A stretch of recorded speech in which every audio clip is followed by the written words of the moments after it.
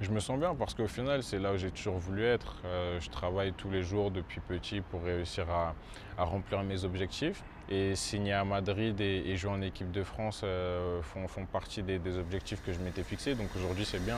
Après, il y a d'autres objectifs à aller chercher.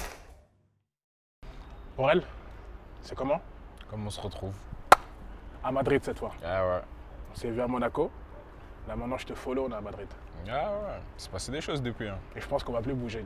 Pendant un Ah moment. non, j'espère qu'on va pas bouger et que même en fin de carrière, on se reverra encore ici. En tout cas, je suis archi content.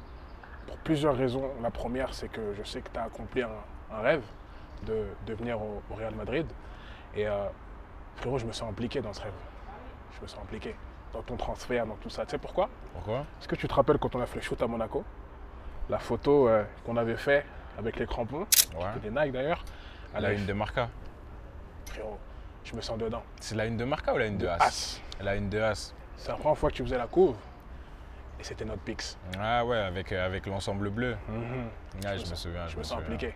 C'est marrant parce qu'en plus, après cette une-là, mon père il m'a dit, ah bah il y en a qui vont être contents, ceux qui ont pris la photo, ils vont se sentir un peu valorisés. Donc non, tant mieux, tant mieux. Je me sens dedans. Ah c'est bien, c'est bien, c'est bien, c'est bien. Et je suis content aussi pour une autre raison. Parce qu'un jour, j'étais parti au Real Madrid. J'avais fait des petites stories sur Snap, etc. Et je me rappelle que tu avais commenté directement, c'est comment? C'est un billard ou pas? Et à ce moment-là, tu n'avais pas encore signé. Ouais, je me souviens. Et je t'avais fait des petites vidéos comme ça. Et je suis archi content maintenant de savoir que tu y es. Mais maintenant, la question, c'est à toi que je la pose. C'est comment? Ça se passe super bien. C'est un rêve tous les jours. Quand je me réveille, je remercie Dieu de me permettre d'avoir cette opportunité-là parce que c'est pas donné à tout le monde. Et à chaque fois que tu arrives au centre d'entraînement, tu vas écrire Real Madrid en grand. Je te dis que ouais, tu as quand même accompli quelque chose. Et je vais revenir avec toi sur... du coup, on a déjà fait ton parcours. Je vais revenir avec toi plus sur le move Monaco-Real. Comment tu as ressenti les premières approches du Real Madrid et comment ça s'est passé? Ça a duré combien de temps cette période?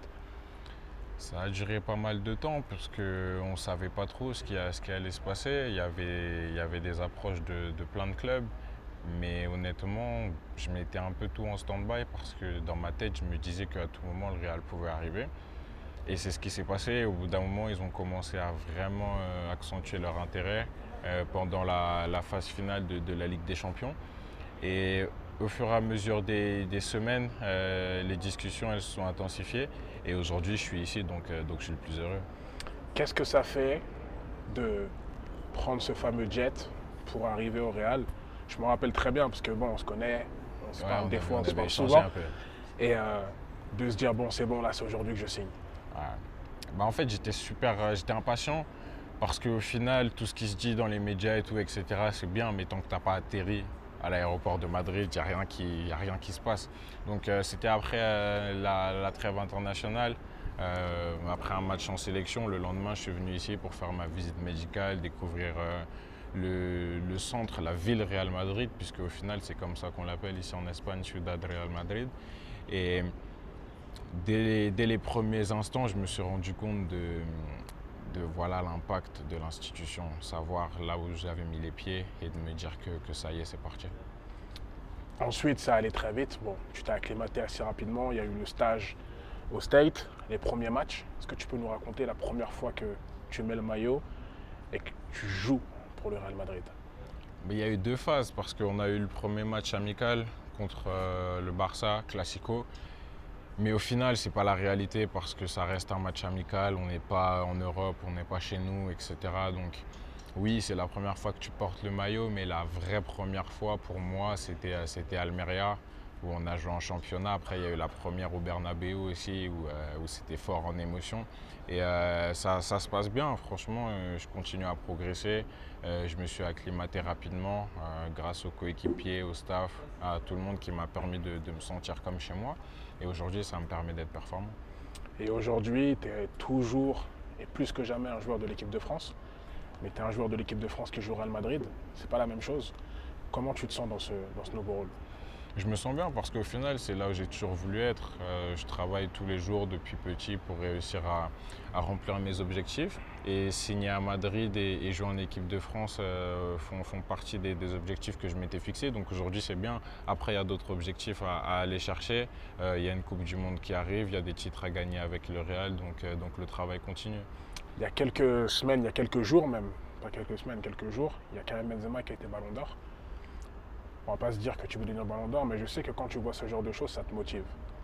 Est-ce que ça fait partie de tes motivations de dire que tu joues dans un club où il y a des joueurs qui arrivent à toucher ce genre de trophée? Forcément, quand Karim il a gagné, moi ça m'a inspiré parce que je pense qu'il joue pour inspirer les personnes qui sont autour de lui, etc. Donc quand je l'ai vu gagner, j'étais super content pour lui, surtout qu'il le mérite. Mais j'aime bien me challenger. Du coup, j'étais pas en mode ok, je veux gagner le Ballon d'Or, mais plus en mode why not, pourquoi pas. Allons Why chercher not? le maximum, voir ce qu'on peut faire et à la fin on fera les comptes. Toujours dans le why not. Toujours. Et en parlant de why not, pourquoi pas, il y a la Coupe du Monde qui arrive. C'est why not aussi, hein. Ah oui, là forcément, on va là-bas pour faire quelque chose de grand, de par l'effectif qu'on a, la qualité qu'on a dans notre équipe. On se doit d'aller là-bas en se disant qu'on veut inspirer les gens, gagner des matchs et pourquoi pas aller chercher ce trophée. Au mitard, au Real Madrid, tu es avec Eduardo Camavinga. Qu'est-ce que ça fait d'être avec un Français, vous deux très jeunes, dans un si grand club que ça? Bah, ça fait qu'on est ensemble pour apprendre aux côtés des plus grands. On a la chance de s'entraîner avec Kroos, Modric, qui sont là depuis des années au top niveau. Et avec Kama, on apprend, on se tire vers le haut aussi mutuellement, on se donne des conseils sur les différentes phases de jeu. Et puis quand on a la chance de jouer ensemble au milieu, on essaie de s'entraider le maximum possible. Donc non, franchement, j'ai une belle relation avec lui. Ça se passe plutôt bien aujourd'hui sur le terrain. Maintenant, en dehors, est-ce que tu as réussi un petit peu à t'acclimater à l'environnement, à Madrid, l'Espagne? Je sais que tu parlais déjà espagnol. Comment tu te sens dans ta vie de tous les jours? Je me sens bien, je prends des cours d'espagnol pour continuer à m'améliorer.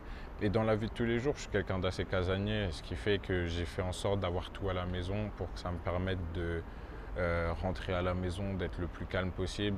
Après, j'ai eu la chance de visiter la ville qui est une super ville. Voilà, Madrid, c'est une top capitale. Donc, il y a tout qui est fait pour que je me sente bien ici. Déjà auparavant, tu mettais beaucoup d'investissement sur toi-même, tu travaillais énormément. Tu travailles encore plus aujourd'hui ou tu as gardé la même routine? J'ai gardé la même base de ma routine parce que je pense que c'est important, il ne faut pas tout changer, mais forcément je me suis perfectionné sur différentes petites choses du quotidien, le sommeil, l'alimentation, la concentration, le travail mental, c'est des choses sur lesquelles j'essaie de m'améliorer jour après jour. Parce que moi je le vois, hein, on est branchés, on se parle souvent, etc. comme j'ai déjà dit. Et j'ai l'impression que tu as débloqué quelque chose en toi où tu es en mode vraiment là, je suis là pour tout arracher en vrai de vrai. Ouais, c'est sûr, parce que tu vois, quand j'étais à Bordeaux, je me disais que je travaillais bien.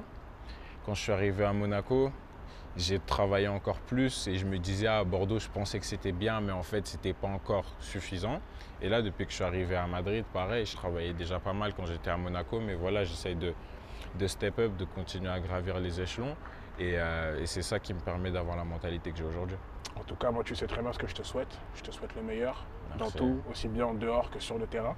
Merci, toi aussi, de toute façon, je continue à suivre ce que tu fais. Why not? Ouais, On continue toujours, d'avancer toujours. et on se verra sûrement après la Coupe du Monde ou un peu plus tard. On fera un petit bilan de ce qu'on a dit là tout de suite. Pas de problème, Vas-y, on fait comme ça, c'est carré. c'est carré. Merci Aurel. Merci à toi.